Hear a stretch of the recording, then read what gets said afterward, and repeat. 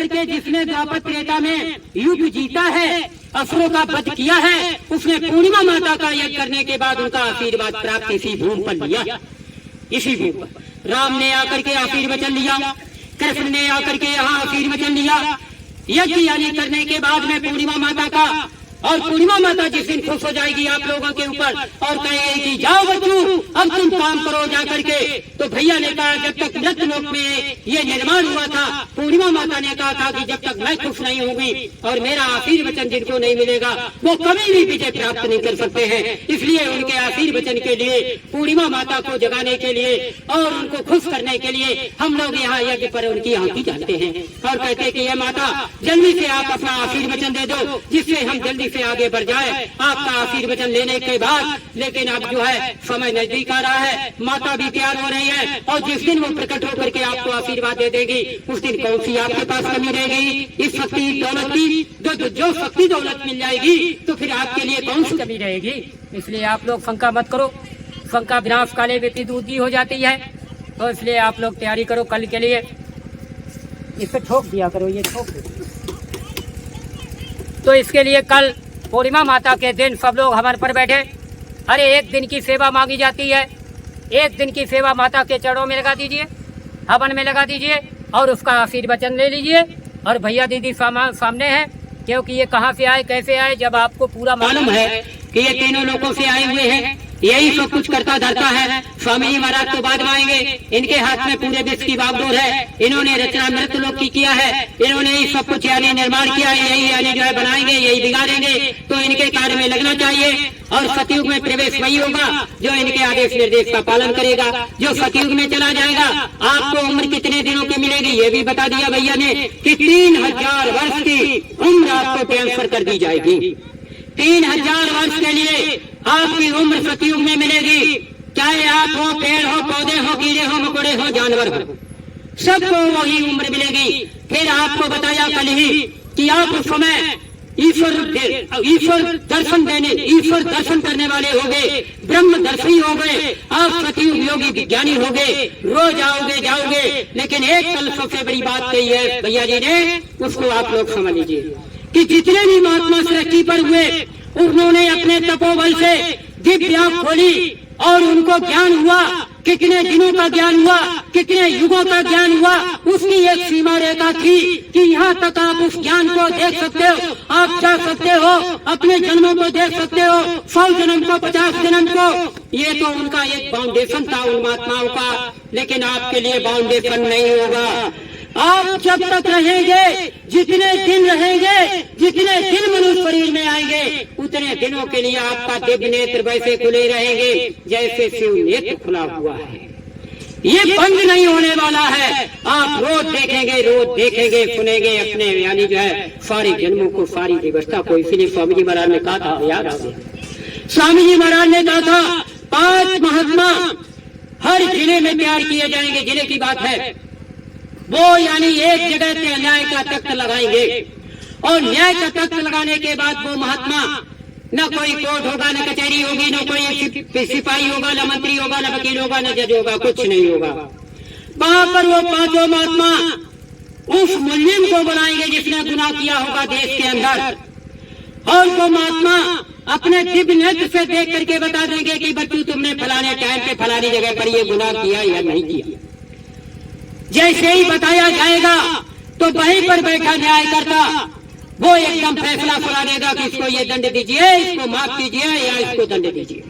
ये न्याय का तख्त आपके बीच में लगने वाला है कुछ दिनों में ही। ये व्यवस्था ट्रांसफर होने जा रही है।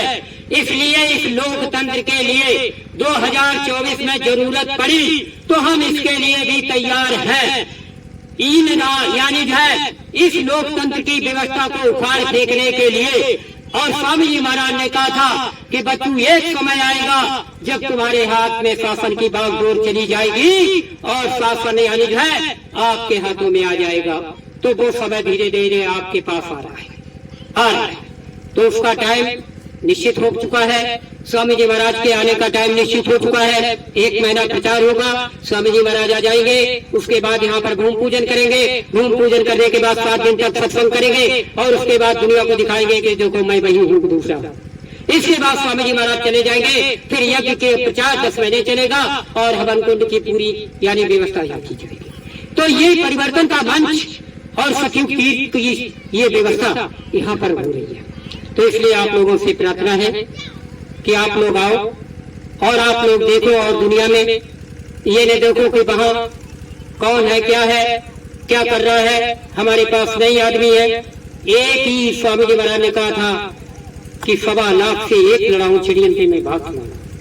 एक प्रेमी जब इतना बड़ा यानी जो है वो त्यागी तपस्वी और शक्तिधारी बन जाएगा तो उसके लिए ये क्या है 1-2 लाख आदमी, बताइए। पूरा विश्व कुछ भी नहीं। तो आप चिंता क्यों करते हो? आप अपनी शक्ति को तो अर्जित करिए बाहर चल करके 22 जनवरी से लेके 4 फरवरी।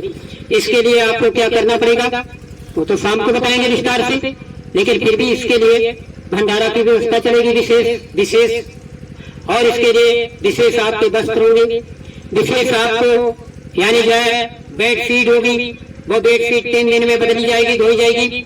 उसके बाद आपका सुबह का नाश्ता, दोपहर का नाश्ता, शाम का जो कपड़े आपने आज पहने हैं शाम के वक्त में आपके पास है तो बदल लीजिए, नहीं है तो आप यानी मूत्र और यानी जो है टट्टी पाखाना से निवृत्त होने के बाद साफ सुथरे कपड़े पहनिए। उसके बाद फिर बैठ जाइए। ये नित्य प्रति आपका चलेगा नए कपड़ों से, साफ सुथरे कपड़ों से, साफ सुथरे। इसलिए भैया जी ने कहा कि उस दरबार में वो सतयुग का दरबार है, ये सतयुग का दरबार लगेगा 22 जनवरी से। सतयुग के दरबार में प्रवेश होने के लिए जैसे माँ के गर्भ में आप आए थे वैसे ही माँ के गर्भ से निकल करके निर्मल मन काया वो काया थी। निर्मल मन जन जो कोई पावे मोह कपट छल चित्र न भावे, वो निर्मल काया यानी चाहिए भैया जी को। निर्मल काया जिसकी होगी यानी जो है बीड़ी सिगरेट पान तंबाकू गुटखा जो लोग छोड़ देंगे और उस पर हस्ताक्षर करा लिए जाएंगे फार्म पर कि मैं यानी जो है आज के बाद अपने जीवन काल की शेष जो उम्र रह गई है इसमें कोई भी मद्यपान बीड़ी सिगरेट पान तंबाकू गुटखा नहीं खाए पिएंगे, तो जाकर के आपको वरीयता देने के बाद उस दरबार में पेश करके आपको साधना में बैठाला जाएगा। अगर आपने उसमें फिर गलती कर दी तो वहाँ पर वो भारी दंड मिलेगा जो संसार में किसी को नहीं मिलेगा। वो भैया यानी जो है यहाँ की व्यवस्था के अंतर्गत उन लोगों को भारी दंड का भागी बनना पड़ेगा कि 1 बार माफी हो, 2 बार माफी हो, 3 बार माफी हो। और ऐसे दरबार में जाने के बाद भी गलती करने वाला व्यक्ति कभी माफी का यानी जो है वो यानी जो है पात्र नहीं बनेगा। इसलिए आप लोगों से भैया हाथ जोड़ते हैं कि अभी से लेके जो भी 10-15 दिन रह गए उनमें अपने को शुद्ध कर लीजिए। कोई भी आदमी हो शुद्ध कर लीजिए और बिल्कुल निर्मल शरीर मुझे दे दीजिए, क्योंकि मैंने तुमको निर्मल शरीर दिया था। भैया जी ने यही निरंजन भगवान है, इन्होंने ही सारी सृष्टि की रचना किया, इन्होंने ही आपको यानी जो है शरीर दिया, इन्होंने ही आत्मा को बिठाला, इन्होंने ही सब कुछ। तो वही भेद बता रहे, कोई दूसरा बता रहे। यहीं पर ब्रह्मा विष्णु महेश को ब्रह्मा जी ने समाधि इधर लगाई, विष्णु जी ने यहाँ लगाई और शंकर भगवान ने उधर लगाई। यहीं पर जा करके भोज पत्रों से इसी जंगल में 1 लाख श्लोकों की रचना लिखी गई, जिसमें 80,000 कांड के, 16,000 उपासना कांड के, 4,000 ज्ञान कांड के। फिर वेद व्यास जी का जन्म हुआ, वेद व्यास जी को बुलाया गया। इसी जगह पर उनको वेदों की रचना का अवसर मिला। उन्होंने 4 वेद यानी जो है साम वेद, यजुर्वेद, अथर्ववेद और ऋग्वेद की रचना कर दिया। इसके बाद ब्रह्मा जी के द्वारा एक पुत्र यानी जो है पुत्र को पैदा किया गया जिसका नाम मनु पड़ा। उसके बाद विष्णु जी से एक पुत्री को जन्म मिला जिसका नाम शत्रुपा पड़ा। इन दोनों को आदेश मिल गया। आदेश मिलने के बाद इसी पृथ्वी पर, इसी जगह पर, इसी भूमि पर उनको यानी जो है साधना कराई गई। उन्होंने हजारों वर्ष तक साधना किया और साधना करने के बाद फिर उनको देववाणी के माध्यम से आदेश हुआ कि मनु शत्रुपा अब तुम यहाँ उठ जाओ। और उठने के बाद में इस सृष्टि का जो विधान है आदिकाल अनादिकाल सतयुग त्रेता द्वापर इनकी सबकी उत्पत्ति करने के बाद आप इन जीवात्माओं के विधान को लिखो, अच्छे का, काने का, राजा का, रैयत का, अमीर का, गरीब का। इसके बाद यानी जो है इस जाति का, उस जाति का, कर्म का, और अंत में लिख दिया कर्म प्रधान विश्रता का, जो जब करे तो पलचा का। ये सारा विधान इसी जगह पर यानी जो है लिखने के बाद में कहा मनु शत्रुपा ने कि एक धर्म रहेगा पूरे देश पर जिसका नाम है सनातन धर्म। सनातन धर्म के अंतर्गत सारी मानव आत्माओं को बांध दिया और बांधने के बाद में ऋषियों मुनियों को उतारा गया और उनसे 10,000 वर्ष तक इस पृथ्वी पर प्रचार किया गया धर्म का, उन वेद यानी जो है इन वेदों का और सारी सृष्टि का विधान बताया गया। और विधान बताने के बाद में आगे व्यवस्था संचालित हो गई। संचालित होने के बाद में जैसे जैसे यानी हमारे देश का यानी जो है राजा चुना गया, हुण आए, मुगल आए, और इसके बाद अंग्रेज आए, और इसके बाद आज मुगल आए, और ये लोकतंत्र की व्यवस्था आई। इन्होंने पूरे भारत को, पूरे विश्व का भारत ही नाम था, आर्यावर्त यानी जो है ये सब भारत था। पूरे भारत को खंड किया। अफगानिस्तान जो था वो इंद्र का धाम था, और इधर अमेरिका, रूस, ये यानी जो है इधर यानी विष्णु का यानी धाम था। और इस तरीके से तमाम लोगों का यही ब्रह्मांड के अंदर समायोजित थे। कैलाश पर रह करके भगवान शिव का स्थान था। यही सारा यानी जो है यहाँ इंतजाम किया गया था। ये पूरा भारत खंड था, देवी देवताओं का था। लेकिन यहाँ पर आकर के हमारे देश के नेताओं ने, तमाम दुनिया के नेताओं ने खंड खंड कर दिया।